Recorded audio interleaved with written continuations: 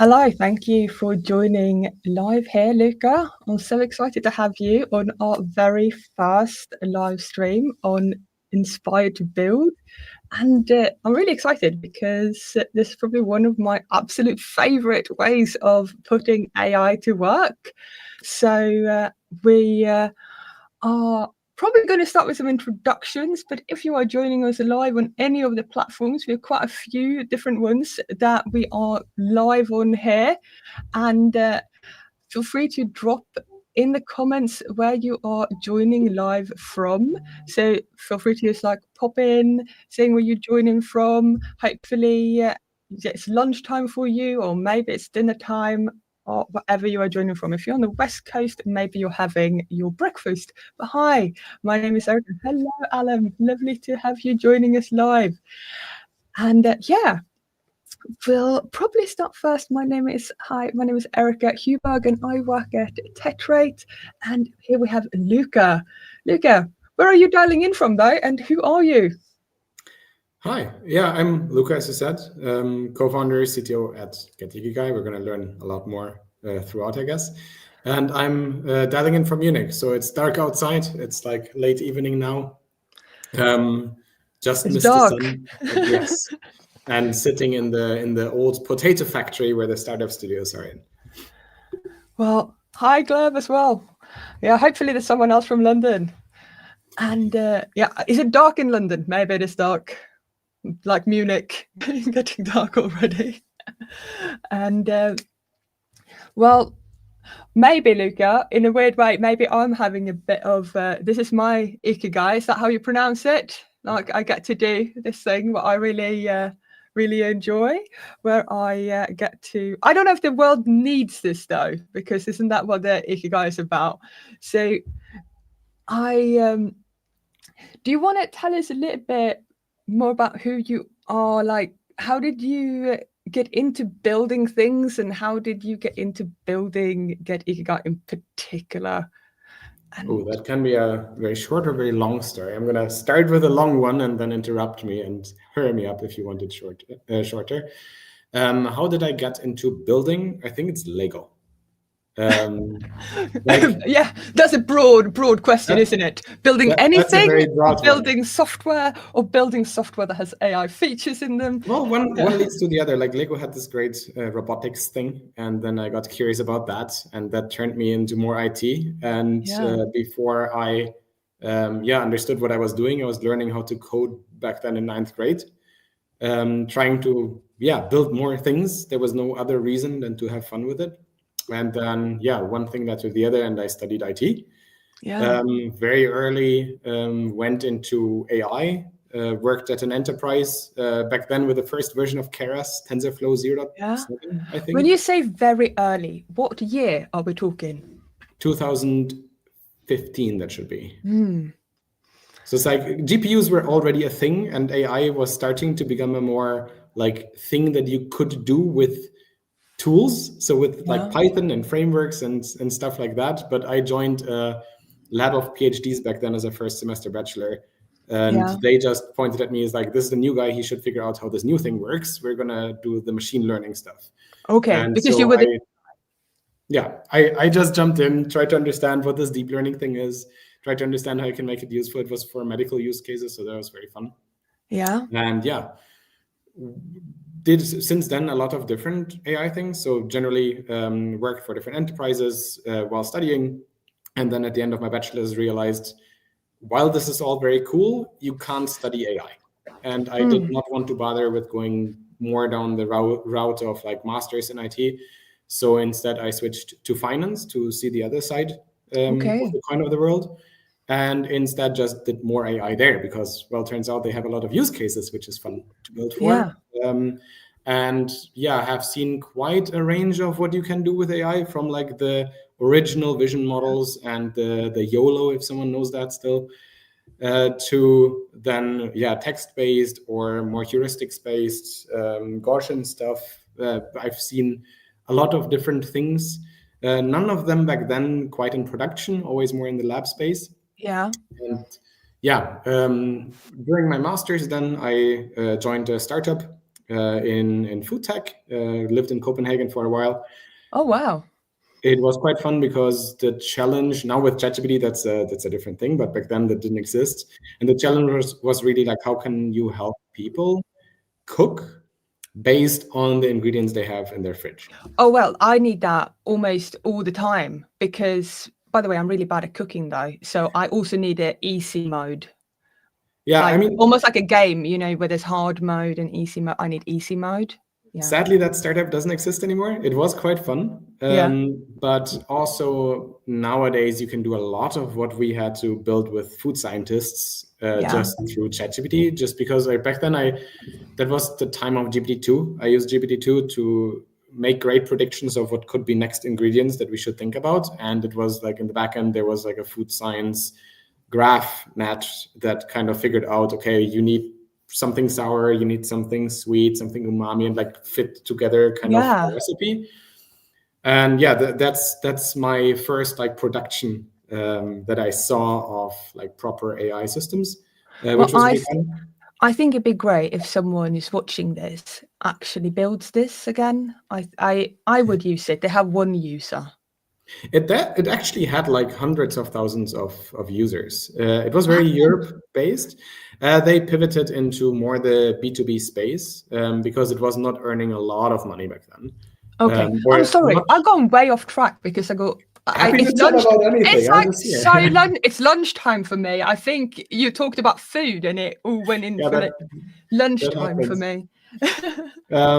Yeah, after doing that for a while, had to write a thesis. Went to MIT and wrote a thesis there during the whole COVID times. So it was more on, okay, how can we actually understand what experts are saying from different industries, from research, from politics, compile that together. And yeah, came back to Munich after all of that, and you still could not study AI, or at least not properly. And thus, we built up a student initiative, TUM AI. If you're not from Europe, you probably didn't hear of it. If you're in San Francisco, then there's a shit ton of people from there now. But the whole idea behind this was, how can you bring AI more into this ecosystem? How can you build this up? And we did a hackathon back then with this small company that no one knew back then called OpenAI. And then everything no one knew about OpenAI. Yeah, of course. At one point, no one knew about OpenAI. Yeah. And that was 2019, 2020. I don't know exactly when that was, but sometime like that. And this initiative kind of like completely followed the AI wave, being ahead of the universities, and like, how do you use AI? Does industry use AI? And that grew incredibly quickly. Okay. And that's also how I got into recruiting. That's kind of where the circle closes into why I'm building what I'm building now. Yeah. Because we were having to recruit very quickly. And I've never been on the side of the recruiter rather than the person applying, and had to figure it out kind of from scratch. I mean, we were freshly done with our thesis, trying to figure out how things work, and just went along with it. And then afterwards went to companies, to headhunters we knew, to cool people out of our network to understand, okay, how do we now actually do it? Because we were just like figuring it out as we went. Yeah. And the feedback we got was like, no, you actually did like really well, and we would like to learn from how you did it, which was not the answer that we wanted to hear from an industry that affects like literally everybody. Yeah. Hence, we started getting into more and more what's wrong with this. I was at the time still working for another startup doing vision models. The whole Dino thing was very fun, using LiDAR and satellite data. So I've seen different AI stuff. And then in recruiting, that's kind of where it clicked of, okay, there's a huge thing holding us back in recruiting, which is you need to understand people. And the one thing that LLMs got better and better and better and better at is understanding people. Because people express themselves with language. Yeah. And thus we went into the space trying to understand what's broken, what is just market dynamic, even though it sucks, what are old systems, new systems, where are people screaming that it's annoying versus where is actually something broken, and found our space in enterprises, essentially, developing more and more autonomous systems for enterprises to help hiring managers be more driving the recruiting by themselves. So instead of having a long-winded recruiting process, instead of losing information every step of the way, we're aiming to connect talents essentially directly to the person that hires wants you. them, on their team. Yeah. So, and also based on the information that makes this whole thing possible instead of job ads and CVs. Because it's so interesting. Obviously, I've been in the position as a hiring manager and desperately wanting someone on my team, right? Because that is what you have a need. And ideally, you want someone on your team yesterday. That is what you want, because that is why you're hiring. And you want the right person. You know that you're not going to get to have them for forever. That is not how it works, because that would not be realistic. But you have something that you want to achieve, right? And you want to create a good dynamic with the people on your team and with yourself. And also, so therefore, for the person who's coming to join the team and the company, you want them to have a good time too. It's a two-way street. And I think it's so tricky, right? And you can't know fully until the person is there. However, I also spoken to other people that I know who are and have been as a hiring manager, who often can feel really detached from especially the initial parts of the recruiting process as a hiring manager, because there are screening processes and it feels very structured and very industrial almost. I mean, you're doing it at an industrial scale, so it makes sense why it works the way it works. Yeah. So if there's anyone listening who also have been a hiring manager or been applying for jobs, who have felt the industrial scale of the hiring process, we feel you. I've been there and feel the maybe impersonal part of it. I do have a question then. So how can AI solve such a real problem? And how, like, AI is artificial, right? The A stands for artificial. And if a part of the feeling is that it feels industrial, especially at the enterprise scale, how can we make it feel more human by bringing something artificial into the process? And what made you think then to bring something artificial to maybe make it more human or solve this problem? Or are you aiming to solve this problem at all, Luca? Aiming to do so, yes. No, the fun thing is I would love to give an answer that is like, obviously from the day one, we understood that this is the way that it should be. Instead, we built the wrong thing multiple times, which is how it goes. I mean, sounds normal in a company that you would do that. And I'll see you comment that you felt that and you're still feeling it. So all the empathy for you, with you, and also feel free to share any experiences that you have in the comments and share with each other. But yeah, back to you, Luca, on solving this. And maybe if we're lucky, Alan gets the opportunity to experience your solution where he applies for a job. That would be nice. Or as a hiring manager, he gets to experience your solution. Tell us more how you've been addressing this. Generally, when you start looking at the recruiting problem, something you figure out quite quickly is that there's people need to find each other part in it. So kind of a matching. Data. And what is interesting is if you look at it currently, then you have those CV screening phases, the initial interview with the recruiter, all of that just optimizes so that you, Erica, the hiring manager, in the end has some CVs on their table that they should look at. Or resumes for our American audience. Yeah. Sorry. No worries. Making fun of the language differences. In recruiting, there's so many words. Even hiring manager alone is a word that I didn't know before I entered it. And it's just the team lead. It's the person that you're going to be working with. Yeah. They need to do the hiring as well. And hence, in the end, we went in there and we realized, okay, AI should understand both what the company is looking for as well as who the talent is very, very good, very, very well, and better than the CV scanning that a recruiter does on keywords. Like generally the state is still that it's based on keywords. And what we learned quite quickly is that the information that you have in a job ad and in a CV for matching is not the best data. So we launched a matching system where you could just upload whatever. And very quickly, people didn't upload CVs anymore to find the roles that they were interested in, but went and uploaded other like recommendation letters or old motivation letters. And finally, someone that wrote up a Google Doc just by themselves, like what they're actually curious about, where they want to develop. And then the jobs got recommended by the system. And at the same time, we were talking with the companies and like, would you like this? What is interesting about this? And realized on one hand, they only care about talent traffic or the talent assets, or kind of like commission or click models. And at the same time, they also don't have data. All they know on the recruiting end of things is the job ad, which confused us a lot because the job ad doesn't tell you a lot. If you've been on a job hunt lately, it's like, we're looking for maybe senior, but then also what does senior mean? What does it mean?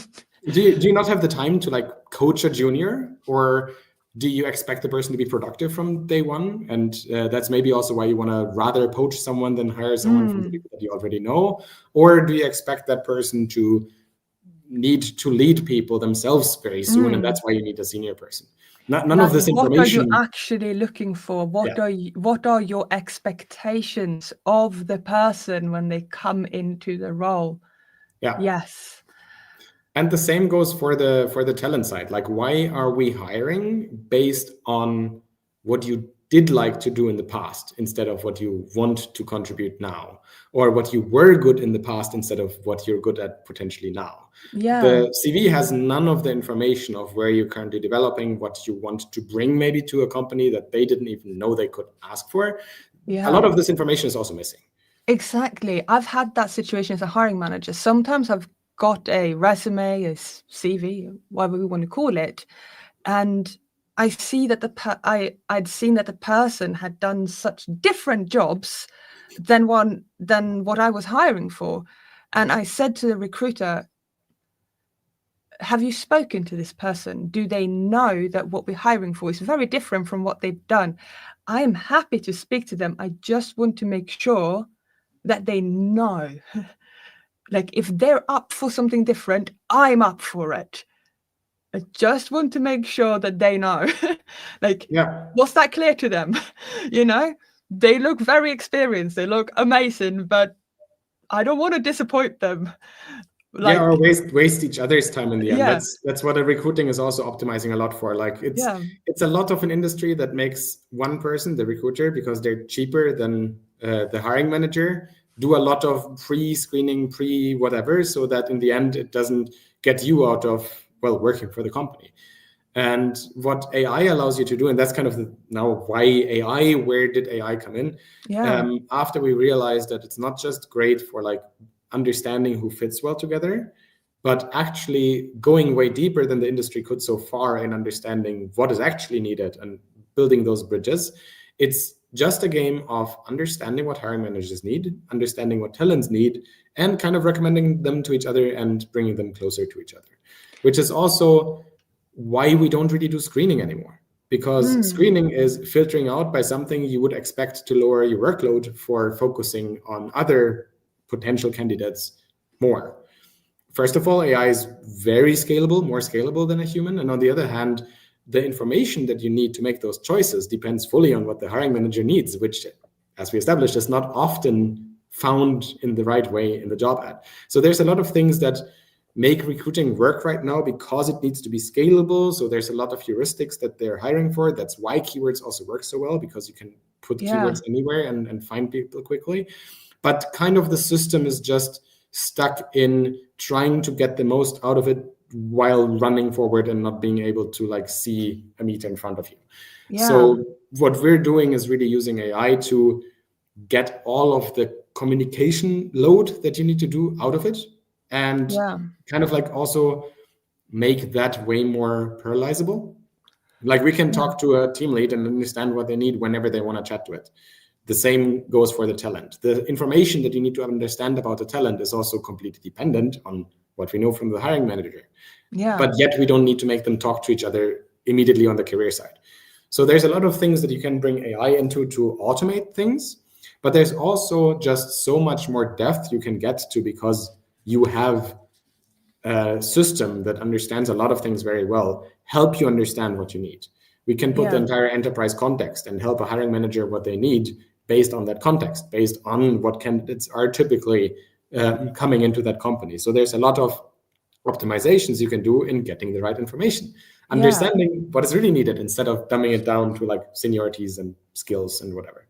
So, and you were applying AI to this space, Yeah. which is an incredibly human part of the process. Yeah. So human, because it's this dance of getting to know each other and really sussing out. So can I just make sure I understand, what is the interface that people are using when they're doing this sort of sussing out? Are they just writing? Are they getting prompted with questions? Are they uploading documents? Like, how does it work? It's a mix of things. Documents were actually the most unnecessary thing. Like we can understand what is relevant to a talent already after 4 messages of questions. Questions are very important. So it's like you almost like interview them. So but in a different way. Generally, the interface is a chatbot. It's as chatbot-y as you can make it feel, because that's what people know how to use. And it's very recruitment familiar. Yeah. And so in the end, it is a conversation, but what we need is we need the information to help you become relevant to a role, or to help you understand what you actually need. So the questions are guided by the other side, are guided by the context that we know. But again, the questions are for the goal of the right people should meet and chat. The questions are not for the goal of you need to pass an interview, or you need to pass a screening stage. Because we can get rid of all of this, we can get to completely different data and information that can cut through all of this noise. You're trying to get to know people. Yeah. Because you're trying to get ikigai. Yes. Generally, what is very important for the position, for understanding the hiring managers, is really getting to the reasons behind. Like, why is that going to be useful that you're going to be working on? And thus also, which candidate could be useful in doing that. That's a guess of recruiting and also hiring manager most of the time. Yeah. So having then a normal conversation with a talent and understanding, okay, how could you be useful? What does your history or also your future kind of tell about why you could be really exciting in this role?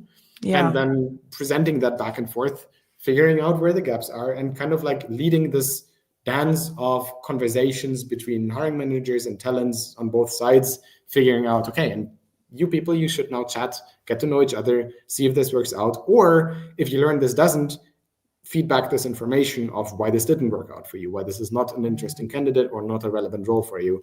And we can feedback this information into the system to make new recommendations, learn more about you, and bring people together. And does your solution only help people when it comes to external talent, or does it only do stuff for internal talent within a company? I'm just actually curious, because when I was a hiring manager, I actually did a lot of internal hiring as well. The answer is yes, both.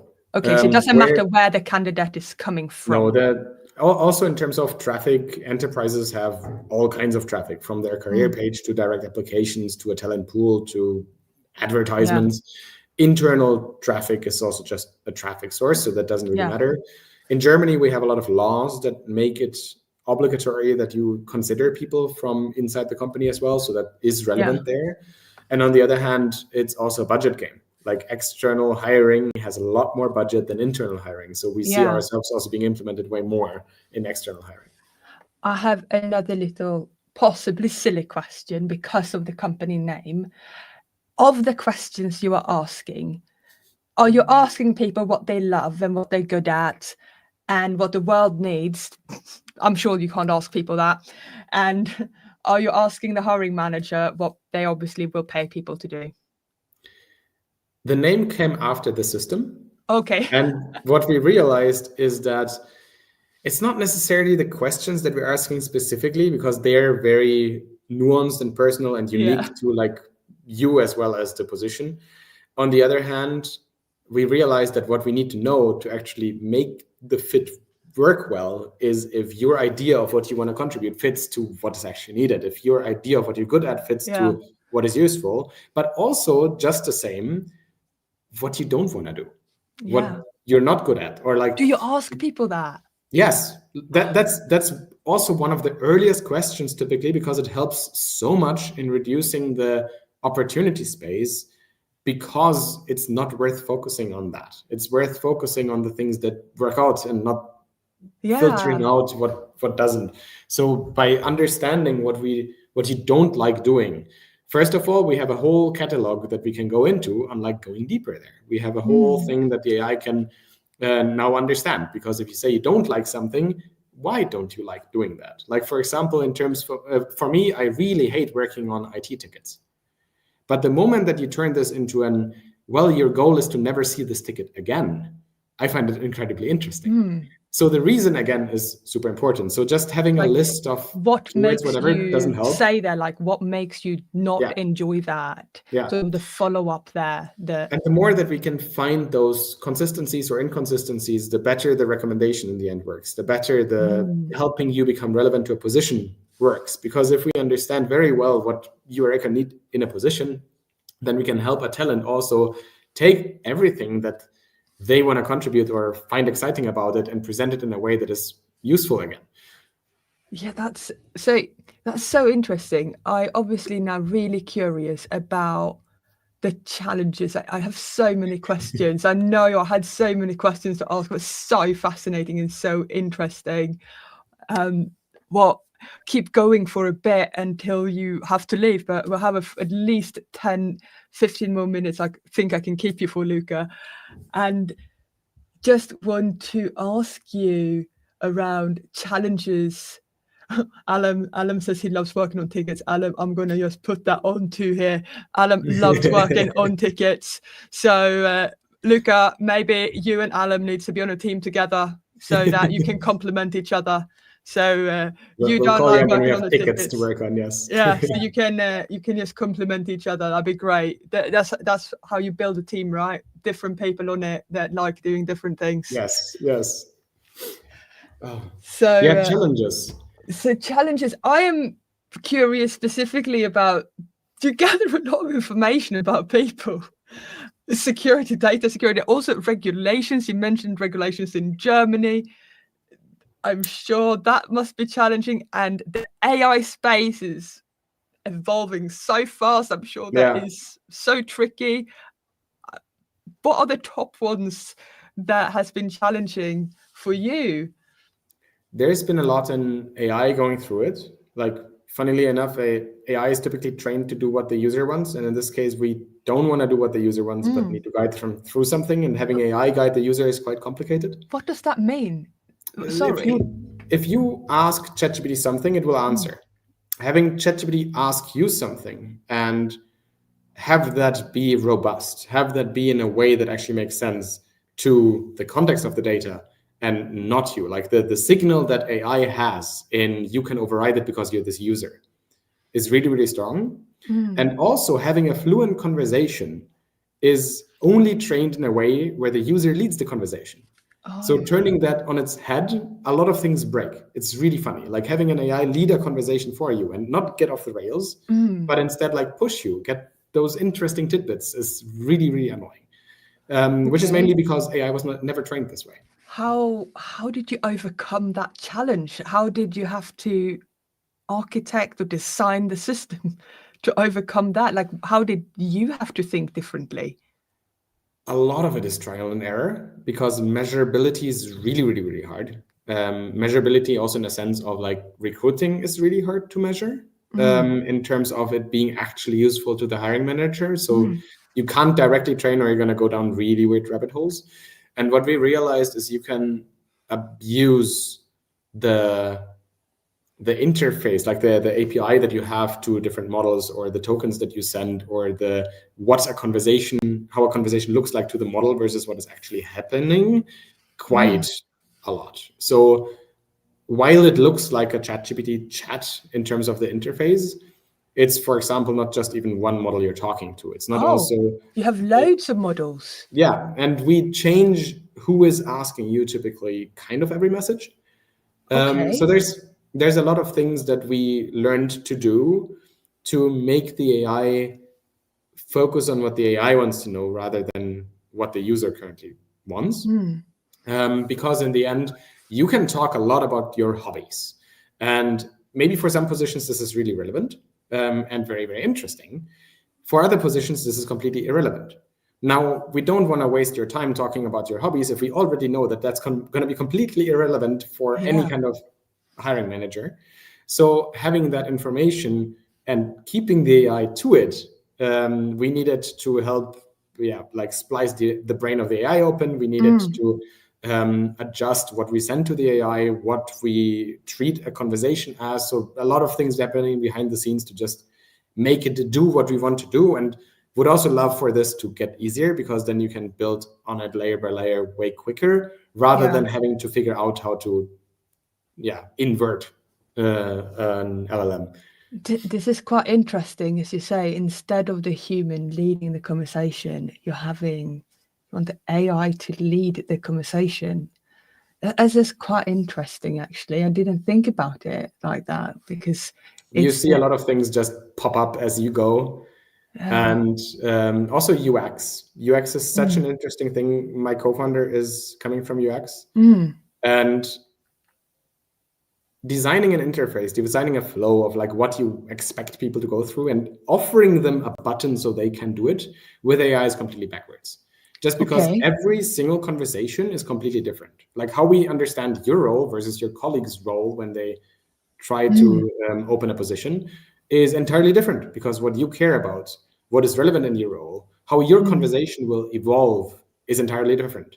So designing a user experience that is both robust as well as efficient, and at the same time takes care of all of the edge cases. That's where regulation comes in, like labor laws, data privacy, all of this. That's the most complicated thing, I would say, in our system by now, because does the labor everything you change changes everything else. So that's the most annoying thing in AI right now, that it's really, really hard to build another layer and be sure that the previous thing you just did does not get affected. Does the labor laws make it difficult to launch in different markets? Generally, yes, just because you need to take care of them. Practically, we spent a good time on like getting all of this right. The first customer that we had was the state. So we kind of got to focus on it very early before our systems were like fully matured. Hence, I wouldn't say that it's any problem, because we took care of it from the very beginning. So in terms of data privacy, labor laws, we don't really have any issues in how our system works. What is an issue is people, not because we're handling people data. It's not because people have to use it.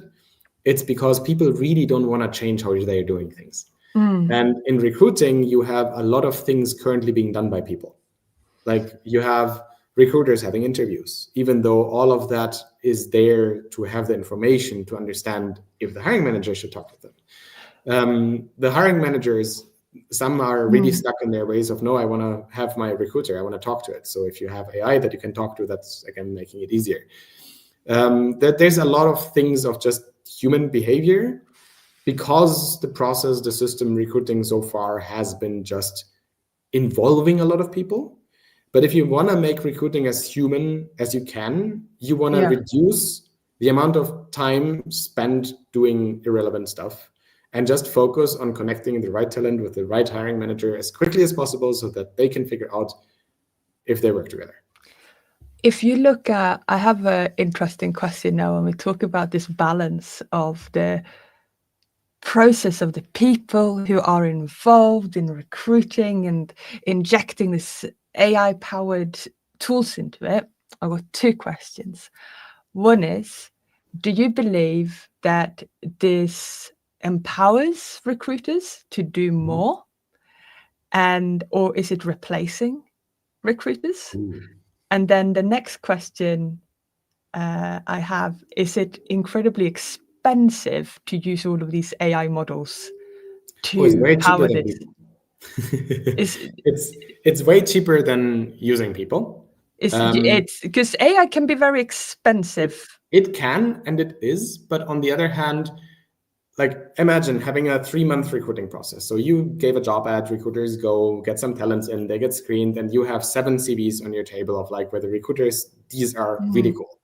And you start looking at those talents and are like, oh my God, now that I'm seeing the talents, I completely forgot to give you this really relevant information, or actually I want something completely different.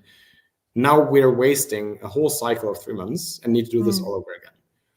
So this is where AI kind of saves a lot of money, not by doing it cheaper or faster than a human would, but by preventing this error from happening initially, by just being able to transmit this information very fast. So I'm curious for you, like as a co-founder and CTO, when you architect and think about the system, how do you make sure that you don't have like costs that just like run away and all of this AI spend as well? So you build like a sensible system, In the beginning, I would say it's a lot of understanding what explodes in costs and what doesn't, and then making sure that that's either covered by your customer and you're very open about it, like or make sure it matches the usage. Yeah, exactly. Like matches your pricing, matches how they also understand how your system works. On the other hand, we also realized that we can do a lot of things to like make it not scale exponentially, but just linearly and things like that. Again, by doing black magic behind of like what a conversation really is. And thus there's a lot of things. And at the same time, it helps that AI just got so much cheaper. So every time that we focused more back on quality, focusing more like actually would be really useful if you have more like processing of different information, really figuring out if the context is right by running it through a bit more compute. And then AI getting 10 times cheaper and you're like, that's really helpful. And also now, while the API endpoints don't really get cheaper, what was possible a year ago is now, again, 10 times cheaper, just because there's also open source models now. And at some point, it also makes sense to move away from API endpoints and just host it yourself and get a more constant-ish cost. So you can play a lot with it. I wouldn't say that that's the biggest thing I would worry about. The biggest thing is still the change management and like people actually getting value out of it, because there's a lot that's happening also right now in recruiting of just people throwing AI on the recruiting process. Okay, like just analyzing stuff. Yeah, like more AI screening, more AI interviewing. I hope no one had the experience so far of having to have an AI interview. Be curious if anyone. I've heard about those. If there's anyone has been interviewed by it, I've seen those things where it's like a video of someone, like an actual AI avatar interviewing people. Feel free to comment if you've like actually experienced that, being interviewed by an AI avatar and had to interact with that. That would be super interesting. Like if you're watching a replay of this, feel free to comment and share where you've experienced. I'll be so curious. That is interesting. And what's getting really backward is if you do this, then while you throw AI on one thing you've done in the process so far, this process step exists purely because we are people and we needed to parallelize things. Now that you have a thing that scales, why do we do auto screening? Now recruiters need to filter out if actually what the AI just said is actually something useful. So you can't really fully trust it, which then again breaks the economics. On the other hand, like most enterprises do not really see any return on invest with like throwing AI into the process, because recruiters are actually really good at their jobs. And do we really need a whole video of people of an avatar? That sounds expensive. Some are more expensive, some are less. The business case is always made over like you don't need to spend like human time doing so, but then if it didn't really work out or if it makes mistakes, and you're not doing this because you get more information, but you're doing this to filter out people, then you're actually making a choice, which is then really, again, in terms of regulation, it's really weird. Like the whole throwing AI on the existing recruiting process is to me doing the obvious thing rather than rethinking how things could go. If you're actually saying, have AI, how would you build it from scratch, or how would you do it? And so I also see this not just in recruiting, by the way. Like most AI use cases right now are just like, hey, let's slap AI on this and hope it somehow helps. Let's have a chat interface and hope it somehow helps. It's like our magic is not the chat interface. That's just because people communicate, and recruiting is a lot about communication, so chatting feels more natural. The thing that we built is kind of an alternative to the existing recruiting process, and rethinking how we can include a hiring manager in this process to actually get the right information and remove a lot of waste of what we're doing right now. This I would love a bit more in generally across industries, that people think less, hey, how can we slap AI onto it? And more, now that we have AI, why were we doing it the way that we've been doing it so far? Why was that maybe also useful? What do we need to take care of? And then how can you actually now use this to redesign something, to redo something? That's also where AI then breaks things, because people don't want to change. So you kind of are, always trying to understand where AI can be useful while not doing something completely useless, which is what recruiting is right now doing a lot, sadly. Yeah, I just want to let people know, if there's anyone listening and they have a question that they want to ask to you specifically before we really have to wrap up, they feel free to drop it in the comments and I'll ask it. But I have 2 final questions that I just wanted to ask. So I will ask them, and if someone has something they think about, I know we have most of our live viewers on LinkedIn, so they feel free to add them there. But I'll start with my first question, which is, where do you see the space heading in like AI building, and like including when it comes to incorporating AI features, agentic features, whatever it may be, and like what excites you? Like, how is this going to help you building your features? Because you can't maybe talk about the entire industry, because that would be probably too hard to like put in one head. But for you, what excites you? And what will power and transform Get-ikigai's capabilities? I think what's really exciting is that AI got so mainstream. That means that the average person that was not really exposed to like hardcore tech things now is using one of the most advanced tech things in the world and understands what it is. Might not understand necessarily what it's doing or how this black box works, but understands what you mean when you're talking about AI. Now we're having the companies understand more and more what agentic systems mean, no matter how you implement them. Just like this is incredibly exciting that more people are adopting the vocabulary, the understanding of what could maybe be done with it. And while we might need to figure out a lot of things won't work or aren't really where AI is useful, I like that more than just tech is thinking about this.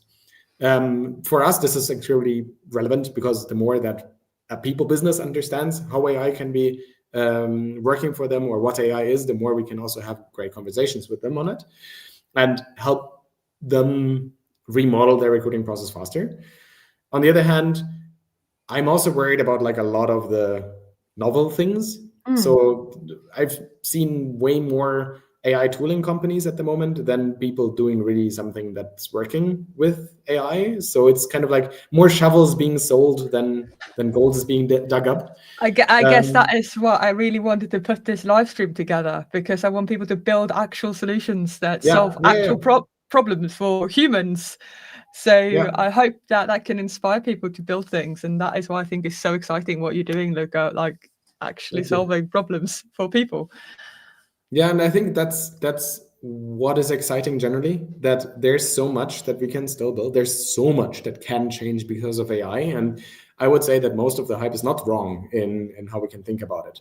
I think most of the hype in the sense of like, oh, now we have AI, we don't have to do anything anymore, is very wrong. And that also gives you kind of this resignation from building something new, because like, now that we have AI and we can just slap AI on the recruiting process, we don't have to do it anymore. It's like, that's not going to work. That's not also how you stay competitive in hiring as well. Like, even if that would work, now if you can figure out how to do recruiting completely new, which right now involves humans thinking this through, designing this, having conversations, bringing this into systems, then we're going to get somewhere maybe.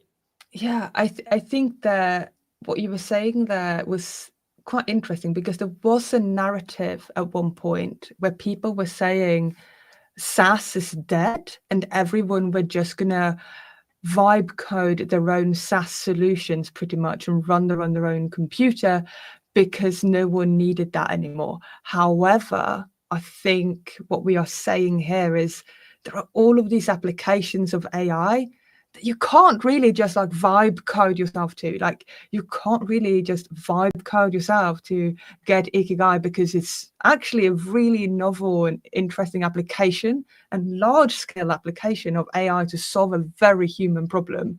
But the entry barrier is lower to start thinking about it. And that's what I like. Like I met someone recently who was working in a pharmacy and got really annoyed by like all of their current systems and how this and this and this is broken. And this person would have never touched a line of code, but now is more thinking about like, hey, actually, like maybe with AI, I can like start actually changing this a bit for us. And while this is not, in my eyes, going to lead to like a productive application very quickly, because there's a lot of other things you need to think about and go through to get something into production that's actually useful to people. Just this little change of now they're thinking about it. Now they have this thought in the brain that maybe something could be done about this. That's the exciting part to me, because maybe that doesn't even require an AI solution. But it's because of it that you started rethinking, like, maybe we can do this different. The opportunity is that, which I think is so exciting. So I think that is leading us to the last sort of question, or the wrap up in a way, which is advice to builders. Like, if I want to frame it, if you were to be starting in today's landscape, imagine you were starting Get-ikigai from scratch with everything that's available today. What advice would you give yourself? Because I think that will tell us a bit about what advice you would give builders who are starting today. From the recruiting side, I'm not going to focus on it a lot because that goes into the weeds. In terms of building and AI and maybe like the landscape there now, I would give myself the advice of tune out the noise.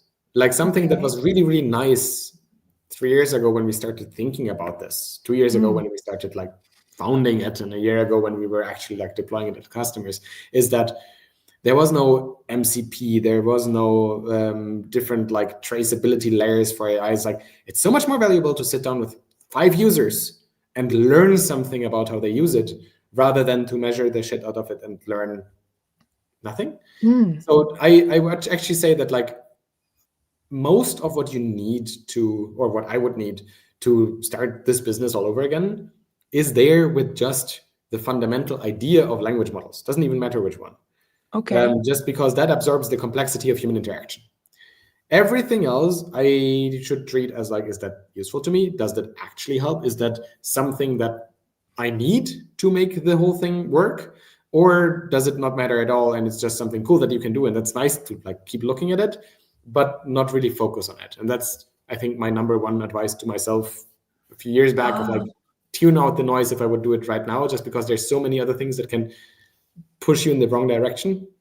Focus back on why it's even possible that you're doing it. Probably it's not MCP. Maybe it is MCP, and then that's really cool. But for us, MCP is a nice add-on. It's a nice thing that we can think about. It's not something that fundamentally makes our company possible or not possible. I think that's like a really interesting, just in general, or like tune out the noise and focus on what you need to achieve, and focus on solving the problem that you are there to solve.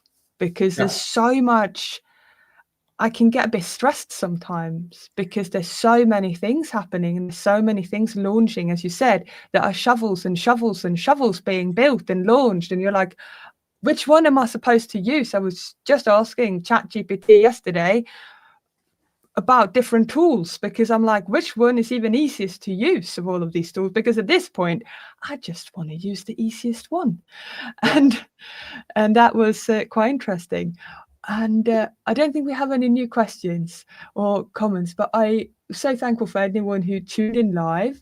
And as we are wrapping up for today, this will be available to restream and watch, but I want to share some links. First of all, if you want to connect with Luca, this is a QR code for his LinkedIn, so you can connect with him.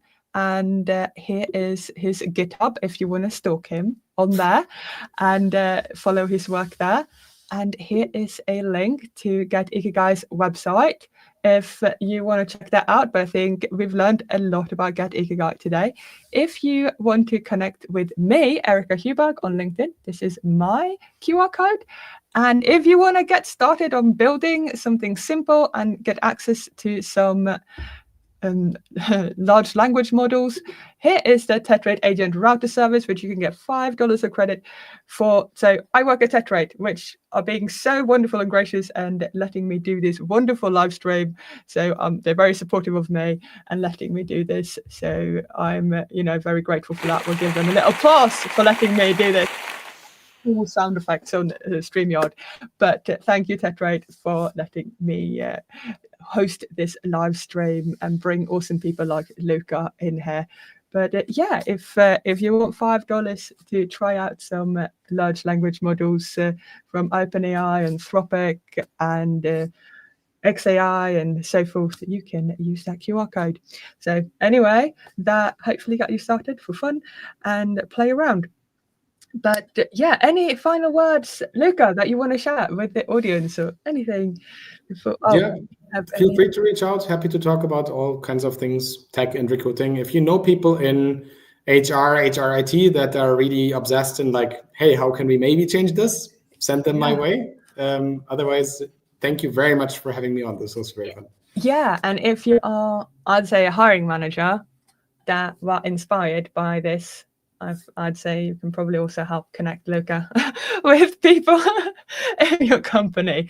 Not only, right, if you're a recruiter, you won't put recruiters completely out of work, right, Luca? That's not going to happen. No. Like generally, we want to get them out of the process work of being. You want to get them to around fun with stuff. IDs. Yeah. Huh? You want to get recruiters to do fun things instead of boring things. Yeah, strategic things, developmental things, maybe even just observability. Like we have a client where they just focus on the hardest cases or the cases that need extra support. So I don't think that recruiters need to like completely disappear. I think they need to disappear out of the process and out of the ops, how they're currently run. But that's also going to be a journey. Like again, change management, people, enterprises, it's all fun. Oh, and thank you, Sinduri. Thank you, Alan. Oh, I love it. Love it for everyone who joined. And and thank you, Luca. So thank you. I'll end the stream now.